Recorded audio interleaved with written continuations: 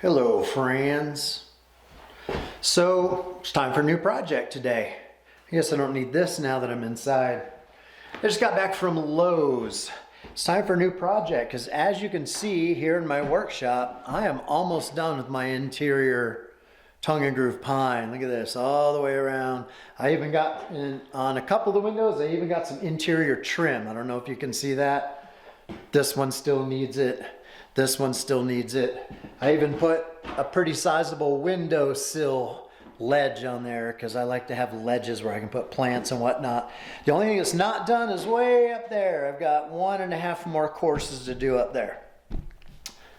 But you can hear the echo in here. It's nice to be almost done with this space. It needs a really good clean out, a blowout. I'm going to take my chop saw because it's big and awkward into the main house. The reason being, it's time to focus on the main house. So let me take you over. Let's go over there and I'll show you what I'm going to be working on. I got the wheels turning in here. Make sure you like and subscribe. What? No, man. 6 pounds of paella. 6. It's got to be 6. The good stuff. All right. See ya. All right. So welcome back to All Mine Ranch. Solo Homesteader channel. I'm your host, Ryan Harris. And all right, I'm in the main house. You know why I've been procrastinating on working on this main house? This floor, this floor. I've explained it before in other videos, but in case you're new to the channel, let me try to. You see this big white metal railing thing right here? Yes. That is jacking me up because it is, unfortunately, it is protruding about 1/4 of an inch up above the rest of the subfloor. When I bought this house, this entire center section, let's go over here a little bit. Sorry. This entire center section in here, whoops, was open, bare dirt. I had to put in joists and put in a subfloor, and I was in a rush to get it done, and I was using joist hangers underneath here. And with joist hangers, when you're fastening them into whatever you're fastening them into, in this case a piece of 2x8 that runs along the steel rail, the height is, it's hard to get the height just right so that the top edge of that is perfectly at the right height and perfectly level, because unfortunately dimensional lumber these days is all wonky when you buy it from Lowe's or Home Depot. So I was in a rush. I got it good enough, but as I've been thinking about the floor, I realized I'm gonna have to go back and redo it all. And not only am I gonna have to bring the joists up just a little bit through this entire center section of the house, but same issue over on the sides where those where the subfloor is resting on joists, steel joists that came, you know, as part of the structure of the steel container that this is. Which means I'm gonna have to shim up or build up those metal floor joists so that the top of the floor is perfectly flush with that white metal rail. Otherwise, my subfloor is gonna be all wonky and wavy, and that's just no bueno. Fortunately, I have an idea. I just got back from Lowe's. I bought a bunch of lumber for both floor joists and to create a beam that I'm going to use as my leveling tool, kind of a jig to make sure the floor is totally level. A little bit hard to explain. A picture's worth 1,000 words. So my project is to at least pull up some of this subfloor, put together my jig, get a couple of the floor joists at the exact right height. I'm probably gonna have to rip them with my circular saw in a straight edge so that they're nice and flat, and then get them at the right height, mount them to the existing floor joist, and then put down, put the subfloor back down. Now, let me show you something. Last night, tilt that down. Last night I took out this section of subfloor and just to see, you know, what it looked like and remind myself what I was dealing with under there. And just removing that one little section of subfloor, there were 2 large snake skins underneath there. Case in point, snake skins. So there are at least 2 snakes hanging out under this floor.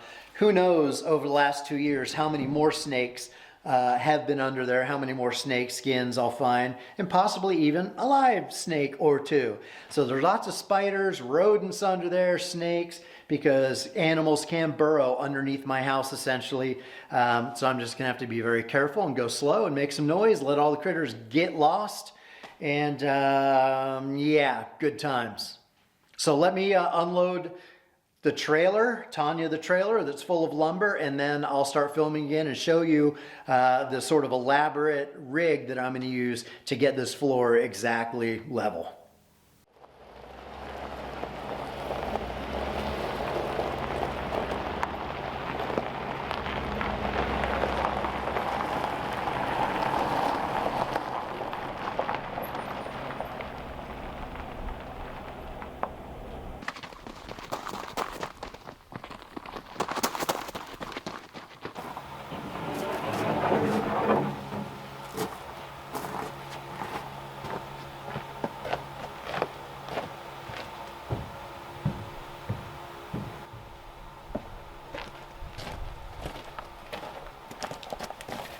That was 12 footers and 1 16-footer and 3 extremely heavy sheets of OSB plus 1 lighter sheet of OSB plus a bunch of pine to wrap up trim stuff in the workshop, which I'm going to take into the workshop. But it's nice having this Tanya, as I call her, my cargo trailer, handling a big load like that lumber. You know, it would have weighed down my truck pretty good. My truck could have done it, but with the 16-footer, I decided, you know what, I spent almost $6,000 on Tanya. Might as well start getting my money's worth out of her. So it's a 20-foot trailer, had a 16-foot board to get. And that worked out pretty well.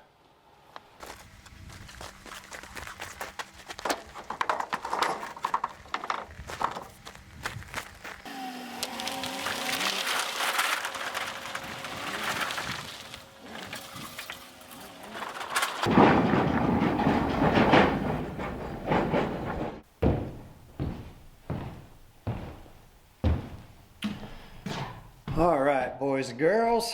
All right, let me see if I can explain this a little bit better. My project for today is to make a truss, essentially. See, I've got this really long, where is it? Right there. That's a 16-foot 2x6 board. And it's not straight enough to act as a level. So what I'm going to essentially do is take some OSB, which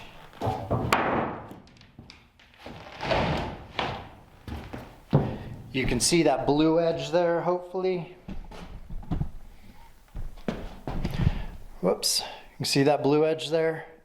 Well, that's the factory edge, and that's pretty darn straight. So what I'm going to do essentially is take 2 sheets of OSB, butt them up end to end, so 16 feet long, rip it 4 ways, or 2 ways, and then sandwich this 2x6 so that the 2x6 isn't acting as a level, it's just acting as rigidity, and it'll be the bottom edge of the OSB that's actually acting as the level. And then I'm going to lay it all the way across from metal rail to metal rail. I'm going to put a strip of my subflooring, I'll tack it to the underside of that truss, and then just sit it on across the metal rails. And then I know the bottom side of that subflooring that I tack underneath will be at the exact right height. So then I can just bring my joist up so it just touches the bottom, fasten that in place, and by doing that, by basically bringing all my joists up to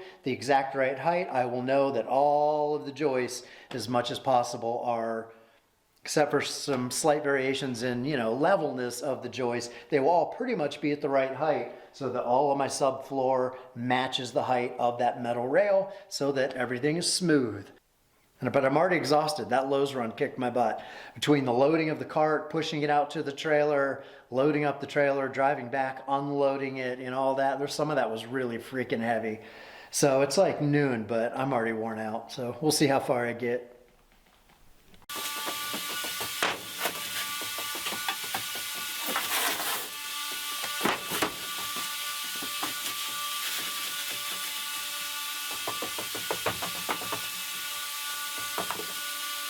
So as you can see, that gives me a 16-foot long straight edge.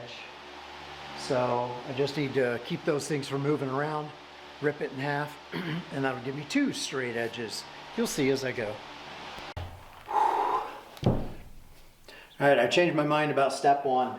I decided to actually take the 2x6 and run it under here. So the OSB is sticking out about 1/4 of an inch all the way down.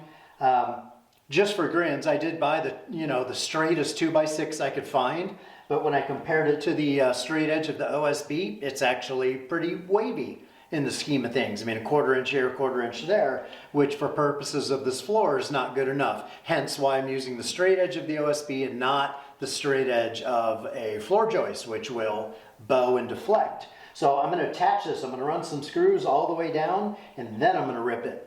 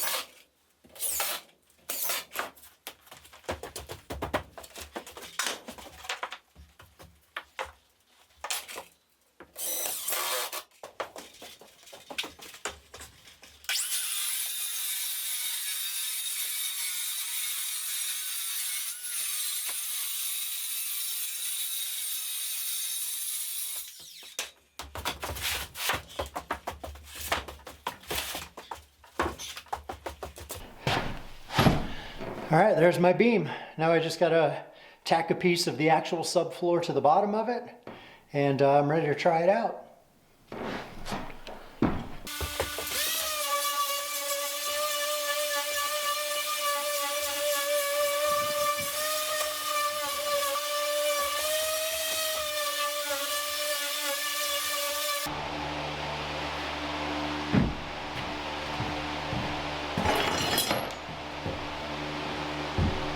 All right, hopefully that's making more sense now. That's the position of it. And of course, the piece of OSB I tacked to the underside doesn't go all the way to the ends because it's just got to be in the middle section. But once you see me actually use it, I think it'll make a little bit more sense.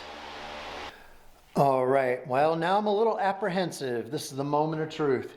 Here's my beam. It'll go across like that. The first section to try it out on is this whole area in here. But as I said in an earlier clip, it was pulling this one out where I found 2 snake skins, large ones. I don't think they were rattlesnakes. Hopefully corn snakes or hognose or something innocuous. But I got to bring all these panels out. And then one other complexity is this strip right here where my foot is. I don't know if you can see that. There's about a 9-inch wide strip that runs along the baseboard. That one was put in by the previous owners when they framed in this wall, and it's not quite the exact same thickness as the rest of it, and it doesn't fit in there quite right. So I may have to cut it right along the edge of the baseboard or the sill plate, whatever you want to call that, and rip it out. I've never messed with that, but in order to get to that piece, I got to get all of this out so I can stand in there. And you'll see what it looks like underneath this type of structure. It's not a cement slab. It's just dirt and a little bit of gravel and all kinds of creepy crawlies. So we'll take a look once I get those boards open. By the way, it's perfect working weather today. It's about 77 outside, a little bit breezy, sunny. Probably the best weather in the entire country, but that's why we deal with the summer heat, so we get really nice late falls, early winters. All right, let's shut up and start working.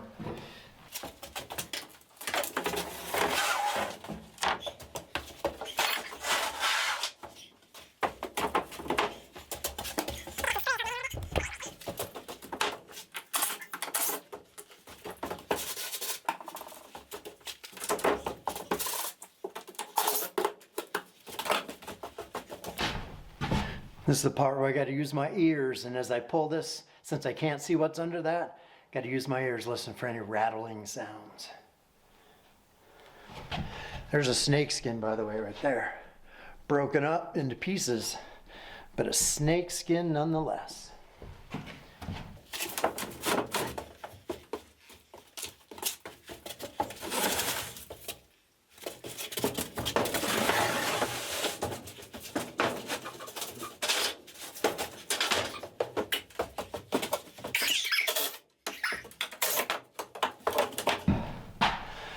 Okay, not level floor joists. Only 2 snake skins. I'm not seeing any others. There's some weird stuff under there, but it's scrap from when I trimmed down this OSB the first time around. So now I got to focus on that strip up against the wall. All right, well, just as I suspected, there are no screws in that strip of OSB. It is extending underneath that sill plate. That's what's holding it down. Basically, that entire wall is holding that strip in there.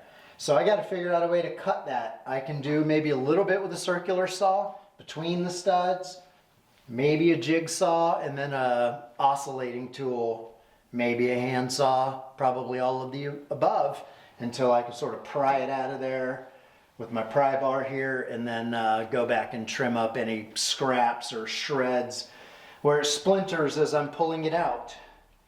So, and you know, it's a shame that OSB is close to the same thickness, but it's off by about 1 millimeter, and I just don't want that 1 millimeter to create a transition that screws up my flooring. So I got to do it. Bummer.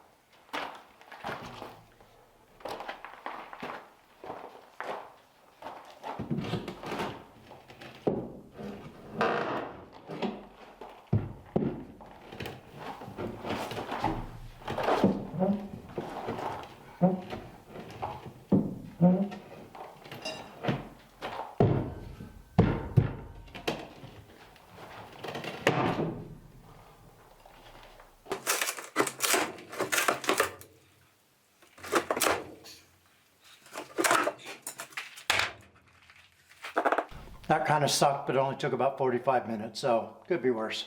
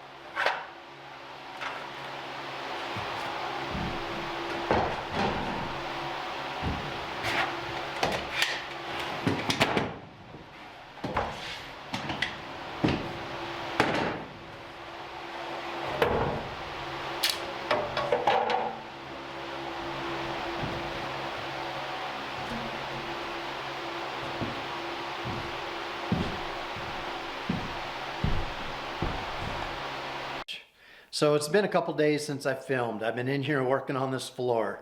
And I gotta admit, it's not fun work. In fact, it's darn right backbreaking. But I did catch a break. Let me bring you up to speed.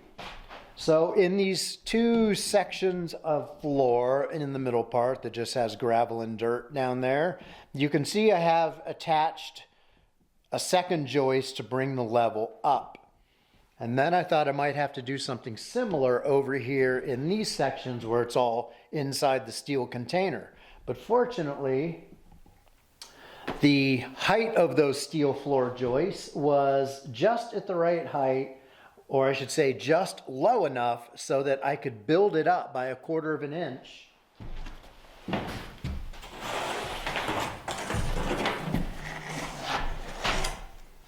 Using these strips. This is the underlayment. You can see a sheet back there. It's basically cut into 2-inch wide strips that are resting on top of the steel joists. I have to glue these down, but basically I use construction adhesive to glue these down like this.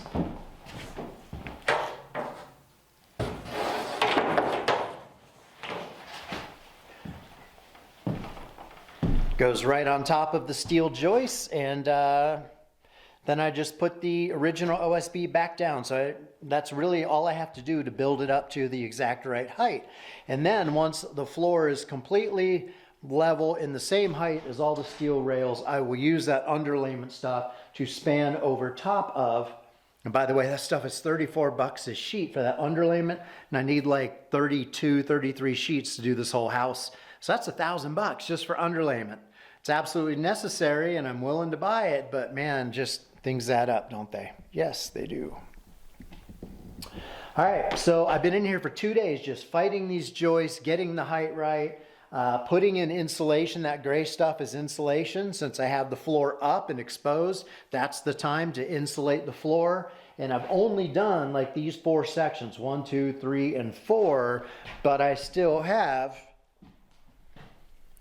this entire section to do, and then the entire back half of the house, which you can't really see because it's covered by, the view is blocked. So that's the status of the floor. Now let's go outside. I'll show you what I got today from Home Depot. Why did I say Home Depot? What I got from Lowe's.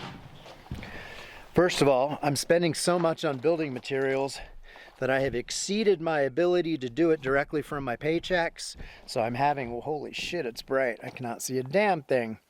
So I'm doing it by cashing in silver. Silver was my savings account for many years, and I have some silver bullion. Fuck, I need a hat. Hang on a sec. Ooh, there we go. That's a little bit better. It is sunny as shit. Nice weather. 70s, mild, calm. Pretty good for late, this is the week after, or the days after Thanksgiving and Black Friday. Today is Saturday. So that makes it what, like the 29th or 30th, somewhere in there. So we're about to hit December, and considering we're in mid-70s and pleasant, I cannot complain. A lot of the rest of the country is dealing with blizzards and snow and lake effect snow and all of that, but nope, not here in Arizona.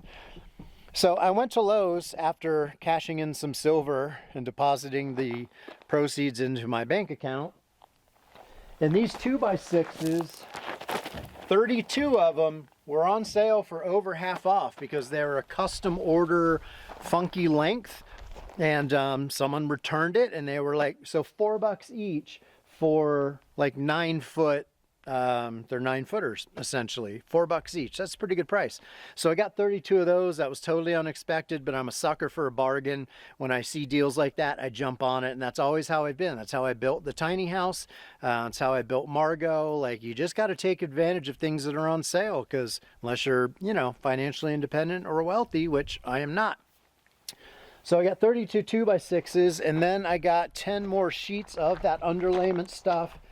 These guys here, they're not, I mean, for only a 2.5-inch stack of wood, you know, that's $350 roughly. Then I got a bunch of aluminum foil faced insulation sheets. That's going to go between the floor joists in the center section of the house.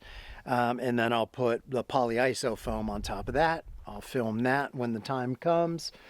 So yeah, just a bunch of insulation, subflooring, and floor joists. And what I don't use for floor joists on those 2x6s, I will end up using that easily. Whoa, Jesus, dark. I will easily end up using that to reframe these walls that are all, you know, only that deep. They need to be built out so I can insulate these walls. Otherwise, I'm going to cook in here in the summer. All right, so I'm just going to unload the truck and keep going, and we'll see what comes next.